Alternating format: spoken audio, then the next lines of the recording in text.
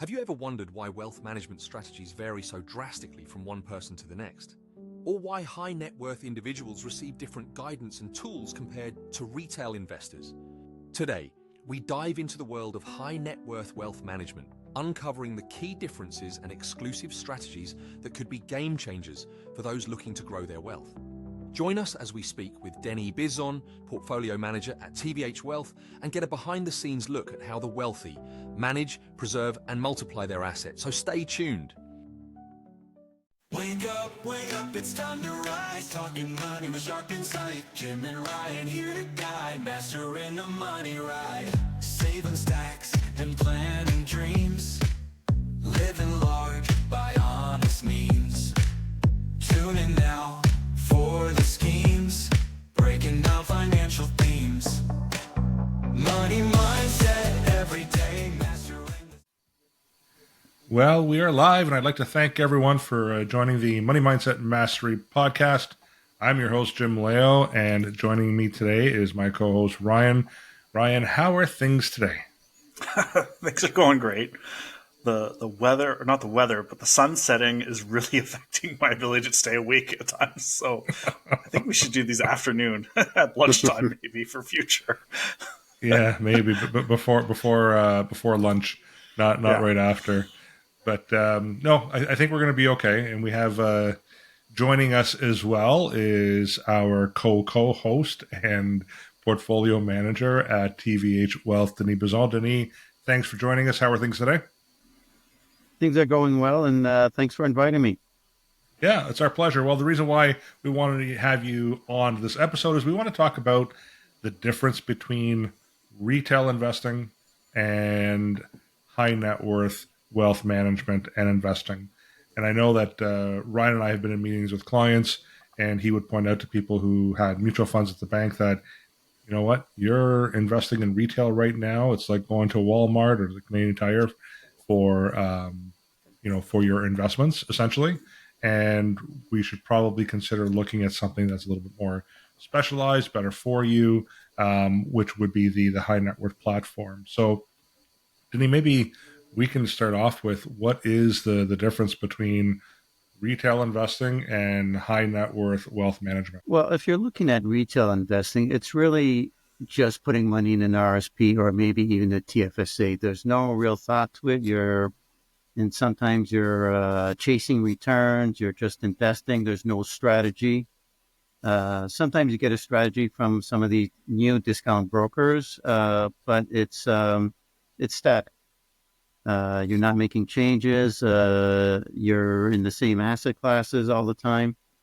And when it comes to high net worth, first of all, even when you get into high net worth, the definition itself is about $1 million in investable assets. Some firms still have it at $500,000, but that's now moved up to $1 million for most firms.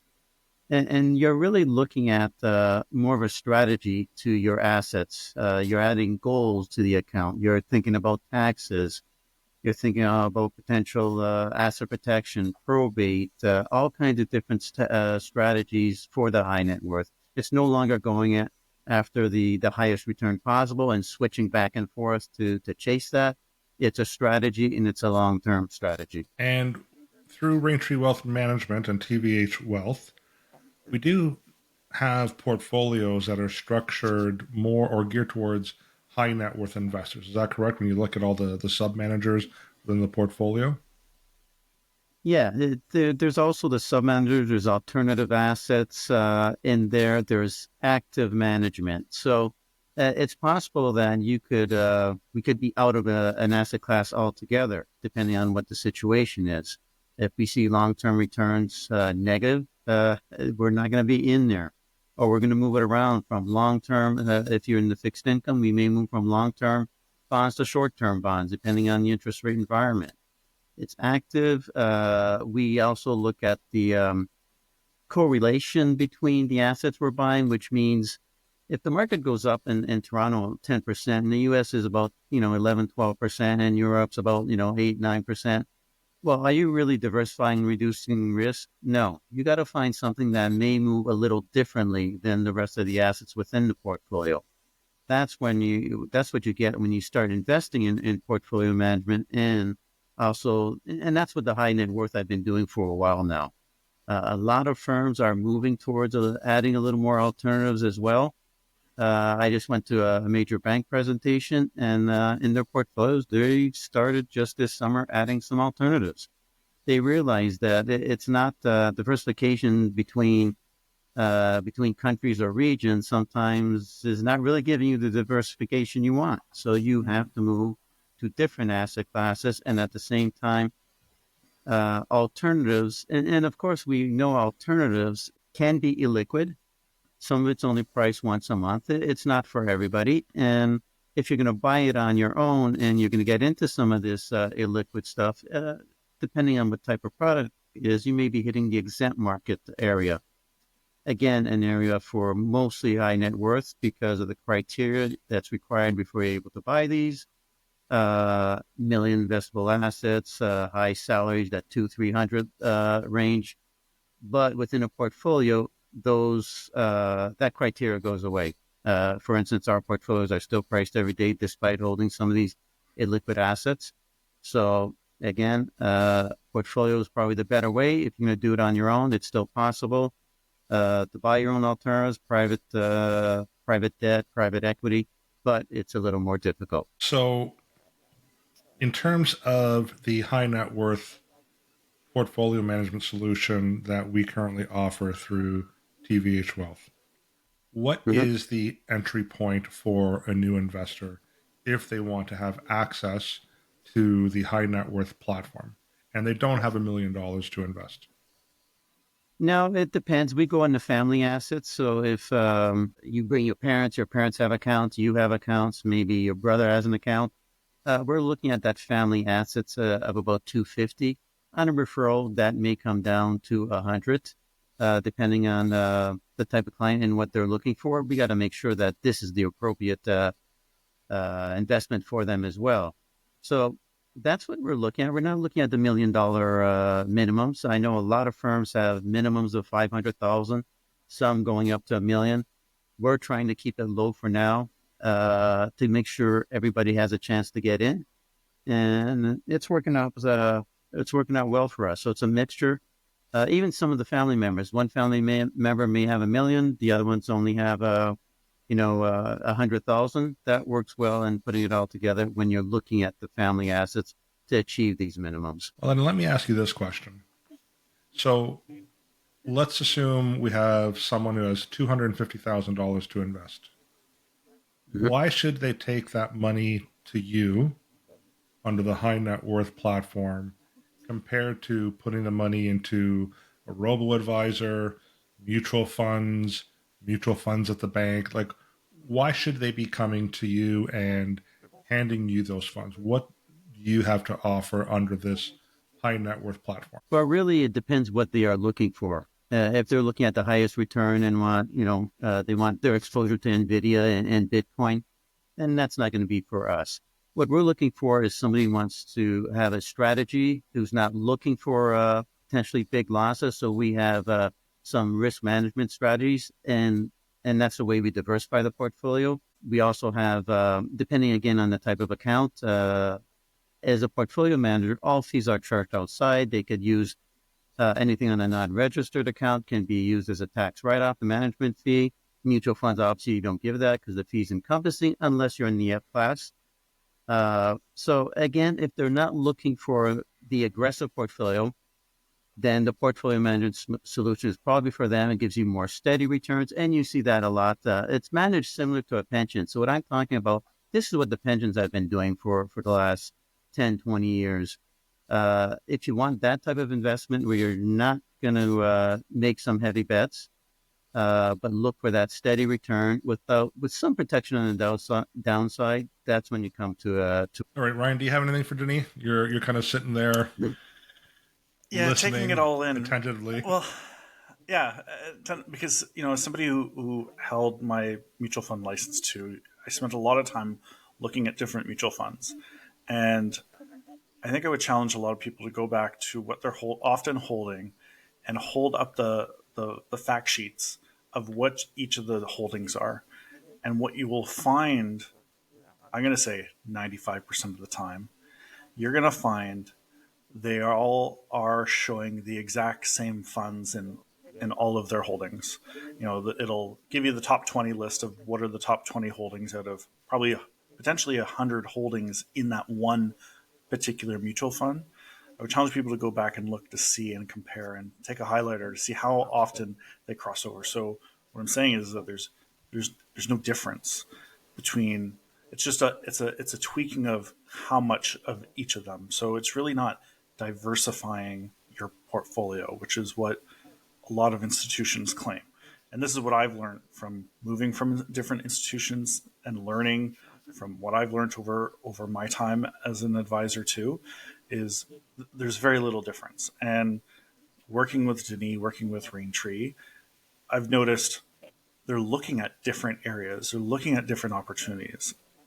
And then the second part to that, which is the story that we've kind of said all along, which is if you love your heart racing, and when the market's really down, you're stressed, you're not sleeping at night.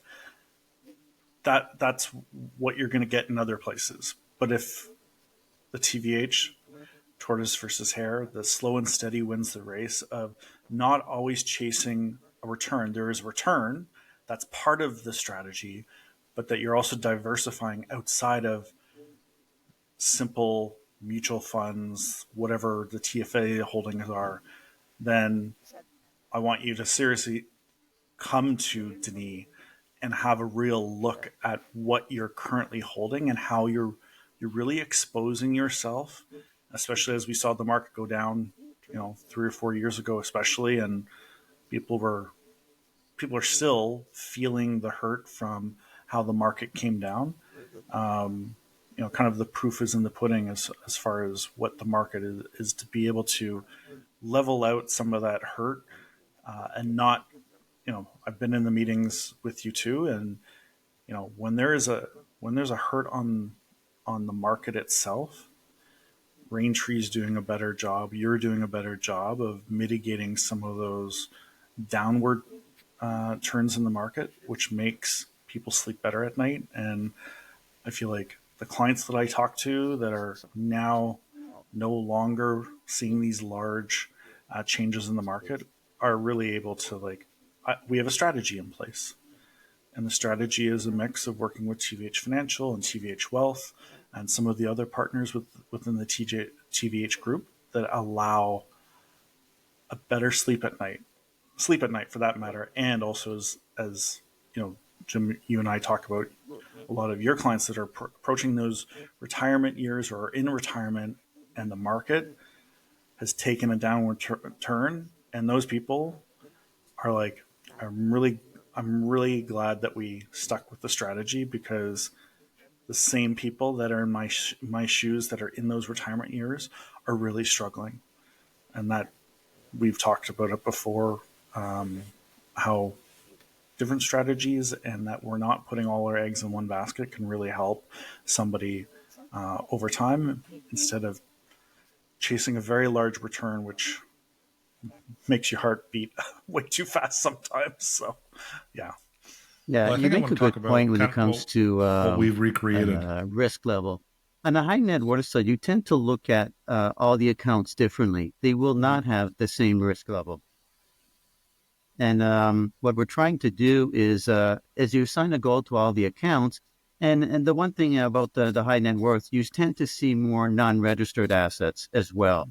Non-registered assets is obviously if you're either you maximize your RSP or it's big enough, you don't need to add more. It could because you see your retirement as you don't want to just redeem money that's going to be fully taxable. So your RSP and your non-registered may have a different risk level as well as your TFSA. And you also may hold funds in a corporation that, again, may have a different risk level.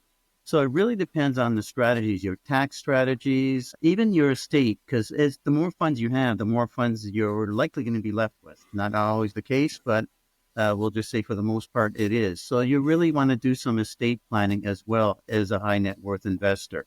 How much you're going to leave the kids, the grandkids, Is it a business? Are you going to leave it within a trust? Depending on, and this is mostly a testamentary trust where the trust is set up within the will. So after you pass away, then the trust is set up to distribute your assets. There's a lot of planning and strategies that take place for high net worth investors. And I mentioned trust for high net worth. Trust doesn't have to be for high net worth, depending on what your goals are. So you want to look at the different strategies, risk management, tax planning, estate planning, and investment diversification for everything when it comes to anybody's basically investment strategy. It's part of the plan. So that I see as a big difference. When I was younger, investing in my discount brokerage at the time, it was just a matter of stock picking. Stock picking, get the highest return. Some of them made it, some of them didn't. We had a great small cap oil analyst. He gave me some great tips. It was a matter of these hit and misses. But as I got older, it became more of a strategy and what to do and how to invest, as opposed to chasing the highest return that may not be the highest return next year because it was this year. And that's the key. Well, I think what I want to do is paint the picture and really drive home why people should be working with us at TVH Group. So traditionally, Denis, like you mentioned in the beginning, a high net worth investor was someone who had $1 million plus to invest. So if you had the $1 million plus, now at the bank, once upon a time, if you had $500,000, like you said, you would be considered a high net worth investor, and you'd have a lot of the additional bells and whistles and services like the estate planning piece and tax planning and whatever else. And I'd say over the last decade, a lot of the banks now, what they've done to those clients who were receiving those services and had the 500,000, between the 500 to $1 million, they're all of a sudden being asked to leave or being pushed back at the branch level. And, they were accustomed to receiving the tax planning and the estate planning, specialized service. And then all of a sudden they went back to, well, now you're back to being a retail investor. And they were treated like a retail investor. And just to kind of explain again, if you're a retail investor and you don't have traditionally that $1 million, you go to the bank, they're going to put you in a stock and bond portfolio. It's going to most likely be anywhere from an 80-20 to a 60-40. And you're investing like everybody else, nothing special, no tax planning, nothing beyond, just here's the investment. Let's go through your risk profile. Here's how you're going to be invested. Here's what your fee is. And then no one's really looking at your portfolio. No one's really looking at your account. It's there doing whatever. And a lot of times it's left up to you to kind of figure out, should you make any changes? Should you stick with the investment? There's no assistance unless you make the phone call. What we've done at TVH Group in building the team that we've built is you no longer need that $1 million. So at $250,000, like you said, Denis, someone has $250,000, they have access to your services on the private or portfolio wealth management component. However, we also offer the tax planning. We also offer the estate planning. We offer the full service financial planning piece that people are also looking for. So to work with TVH Group, you don't need to have that $1 million plus. The regular retail investor that would be treated like a retail investor at the bank would be treated just like a high net worth investor within the group based on the structure that we have in place. And in addition to, again, our services with the wealth management side, tax planning, the estate planning, the retirement planning, we also have the legal planning as well. So we have legal assistance. We also have the mortgage financing. So the bottom line is, if you're currently stuck as a retail investor and you're receiving limited services for the mutual fund fee that you're paying, which is most likely going to be closer to 2.5%. And by the way, there's no tax benefit if it's a non-registered account. You should take a look at us because our fees are lower. Plus we have these additional solutions that we'd be able to assist you with. Anything to add to my little rant there? No, I think you have a point. Like, we do have $1 million clients, but we also have the clients with less asset, and they get treated, for whatever they're looking for. We have the solutions for it. So a lot of it is when you create a relationship with somebody, And that's not necessarily they have a 250 now and they won't make a million. So it's a matter of creating that relationship, giving them some good ideas how to increase that, regular contributions, and then opening it up. If somebody's younger, they may not want to talk too much about their estate. They'll get a picture of it on the plan, what it would look like. But as they get older, the thought changes. And then working with us, because we know them, we could discuss what it is. We know you have a son. We know we have a daughter. This is what their, the career path. We know that. We know, how they want to split their assets in the end and the strategies to do so. That may include, in some case, insurance, permanent policies, rather some of them, bigger than normal, as part of the estate strategy as well, and part of their giving. And speaking of giving, some the high net worth will tend to leave or they can leave maybe a little extra for charities that they've always been to. A religious institution, they may have been affected by cancer. They want to leave a little money to the cancer. This is part of the planning, and it's also part of the tax planning, not only investment planning and everything else to get there, but also part of the tax planning. So what your estate looks like. We have a picture if you were to pass away in a week, what it would look like, how much taxes you would pay, probate fees, everything. In some cases that, because probate, especially during post-COVID, tends to be a little longer, some of these estates may need liquidity sooner rather than later. So maybe a little bit goes into investing into seg funds that bypasses the estate. And also you don't pay probate fees on it, but it also bypasses and you get it much quicker. So these are, potential strategies that we speak to clients about. And again, you don't need to have the $1 million or $2 million. This may be a strategy for somebody's at $200,000-300,000, depending on what they're looking for. So that's why doing the full package, I think is good. And I think the processes Jim, you and Ryan have set up treats clients well and really looks after them. Yeah, no, I agree. And I think I also want to maybe discuss the difference between an account manager and a portfolio manager like yourself. An account manager at the bank, and again, I speak as a former banker. Denis, you're a former banker as well, so this isn't something we're making up ourselves. But an account manager is someone who is given a bunch of accounts, and their job is to take care of those individuals within the account itself. And then the account manager tends to move on. They're an employee of the bank. They're looking at growing their own career. Account managers typically don't stay as account managers for their entire career. So you've built a bit of a relationship, a rapport with the person. You really like them. And then they're gone. And now guess what? You're assigned a new account manager. And you go through the same process again for 6 to 8, 12 months. And then you're assigned a new account manager. And it's constantly repeating. Can you imagine if every 6 to 12 months you change your family doctor or your family doctor was changed on you, right? Like you've built that relationship, the rapport. The family doctor has seen your family grow, like changes in your family. You've built a long-term relationship. Can you imagine changing every 6 to 8 months? That's frustrating. When you're dealing with a portfolio manager like Denis, or you're dealing with wealth advisors like Ron and myself, we're not account managers. We are in the business. We own the businesses that we represent, meaning TVH Financial. We have referral arrangements with the other team members that we talked about, including TVH Wealth.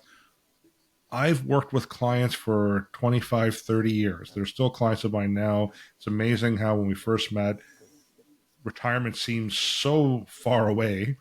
And now they've been in retirement for a few years. They've worked through the plan with me, and now I'm talking to their kids, right? And now they're selling their homes, downsizing.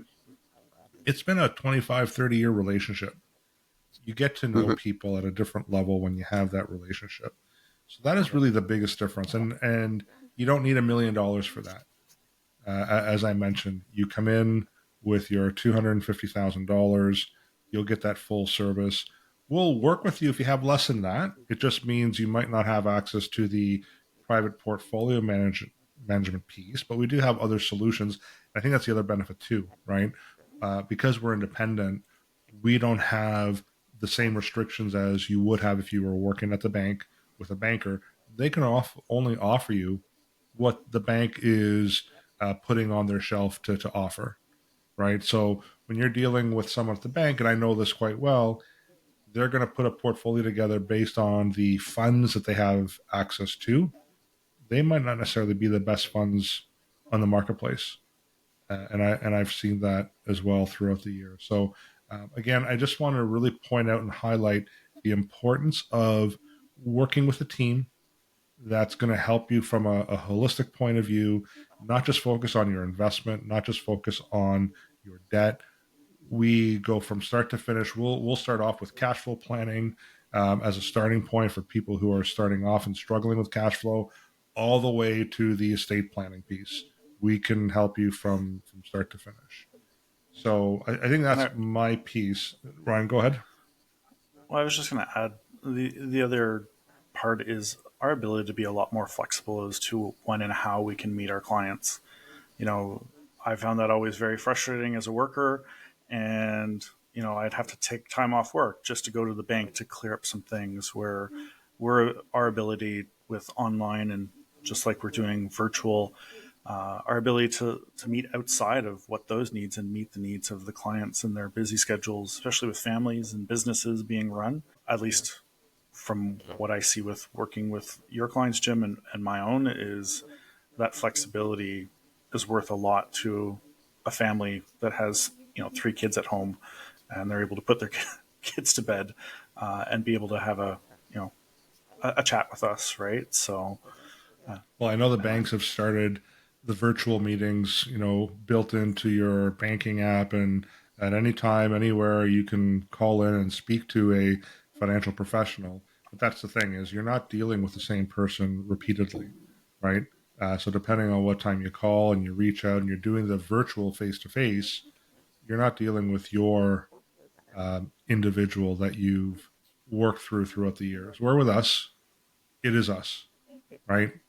You're contacting your person who knows your history, knows your tendencies, knows what your goals are.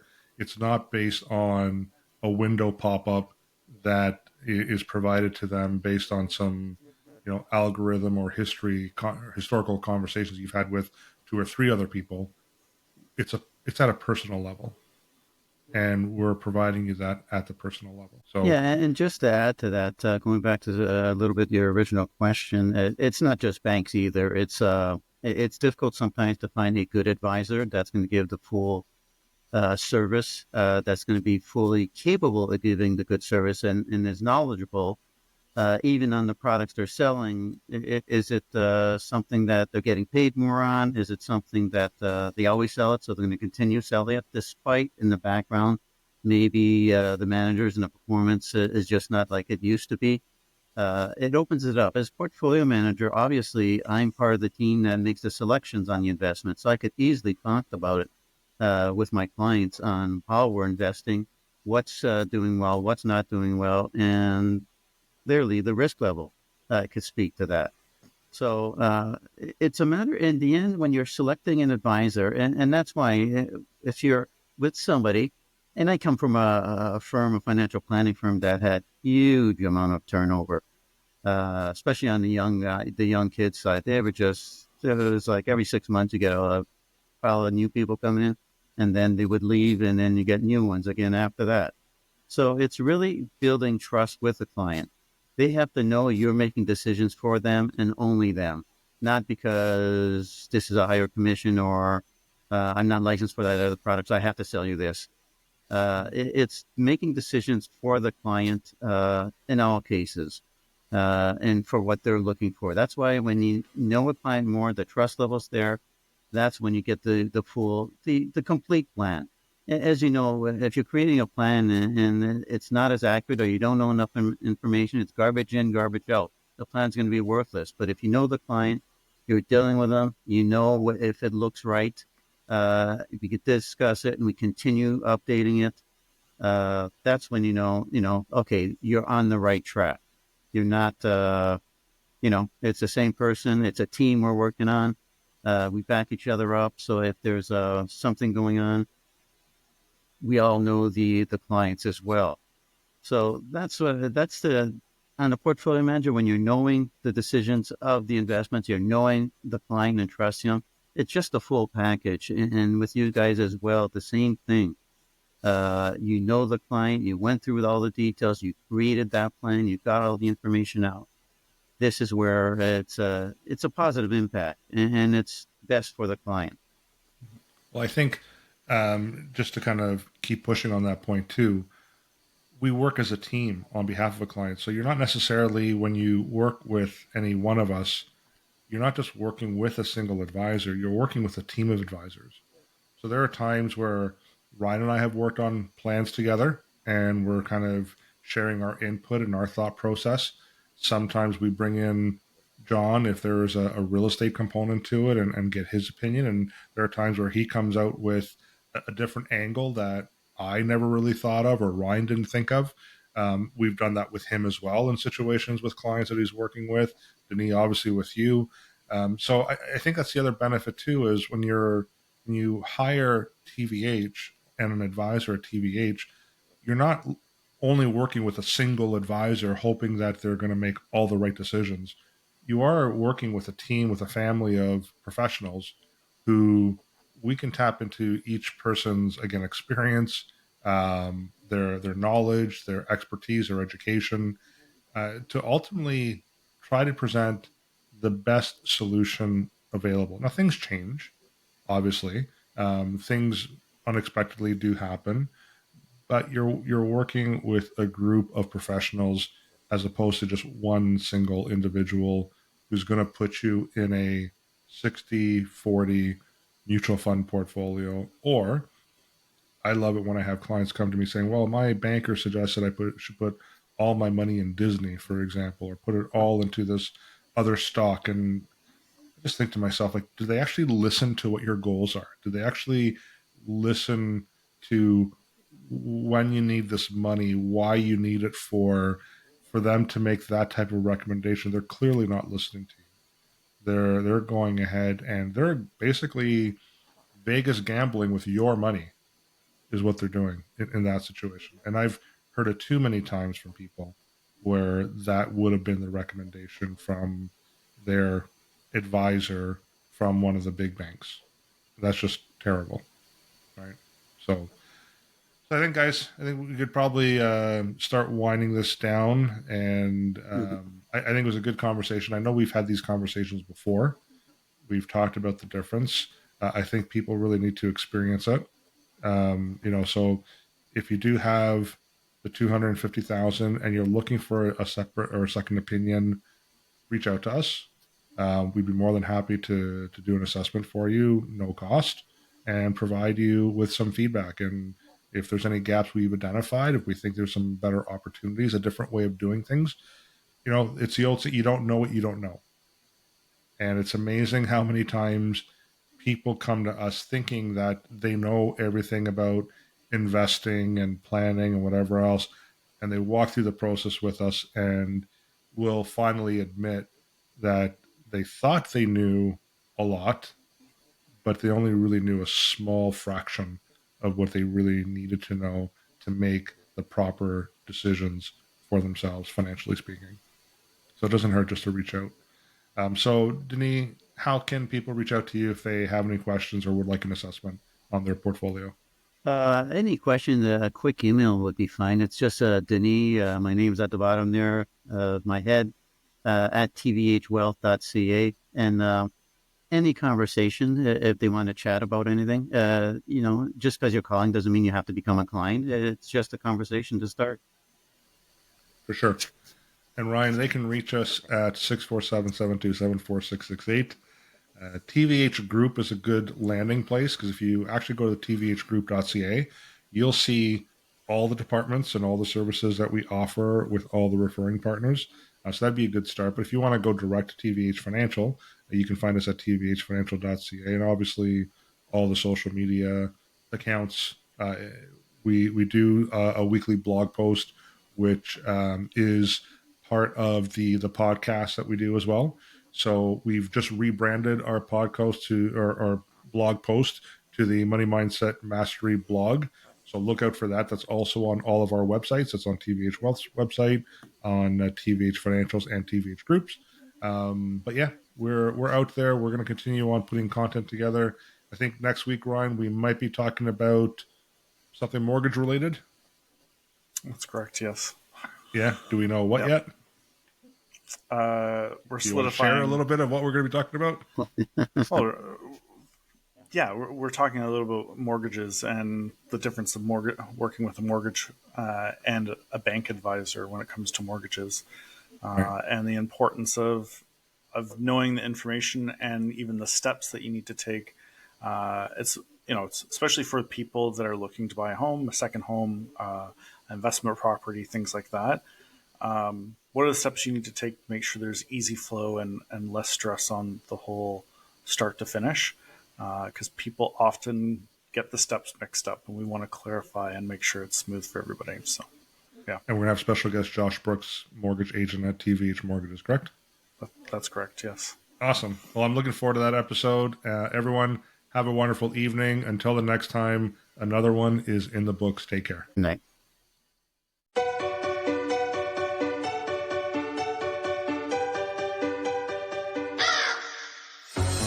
Why is it me? Why am I a guy? I still